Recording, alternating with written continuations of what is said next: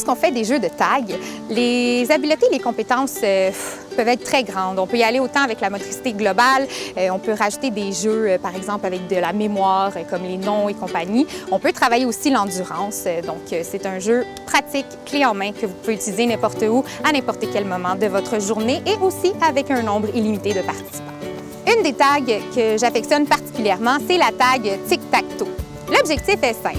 Il y a 3 positions que vous pouvez montrer à vos jeunes. Je conseille fortement que le moniteur soit la personne qui montre les mouvements. Le premier mouvement, c'est le tic. Le deuxième mouvement, le tac. Et le dernier, toe, on baisse nos bras. Donc, vous allez le voir, c'est très simple. L'objectif, c'est que lorsque nos bras sont positionnés, on devient comme un mur. Donc, on empêche la tag de passer. Alors, suivez les 3 positions. Vous pouvez utiliser les positions de votre choix. L'objectif est tout simplement de former différentes lignes et peut-être que le dernier, le toe, soit que la tag puisse se promener entre les jeunes. Ça rajoute beaucoup d'excitation et ils adorent.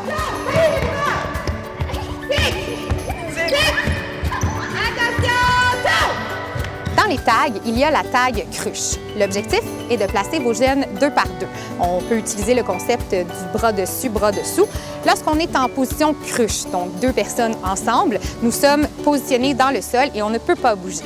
La souris, pour éviter de se faire toucher, doit aller se joindre à une des équipes des 2 personnes et malheureusement, on ne peut pas être 3 par équipe. Alors, la personne de l'opposé doit s'éloigner et devenir évidemment la personne qui se fait courir après.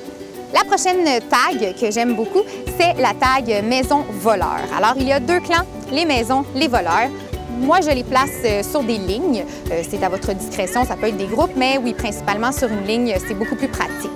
Chaque voleur est associé à sa maison. C'est très important parce qu'on veut éviter des accidents. Alors, ce que moi je fais, je leur donne un numéro, 1, 2, 3, 4, 5. Je m'assure qu'ils sont bien au courant qui est la personne contre laquelle ils doivent compétitionner. Et lorsque je dis go, les voleurs doivent aller en direction des maisons. Pour voler une maison, on doit taper dans sa main et la maison ne veut pas se faire voler, alors elle part à courir après le voleur le plus rapidement possible.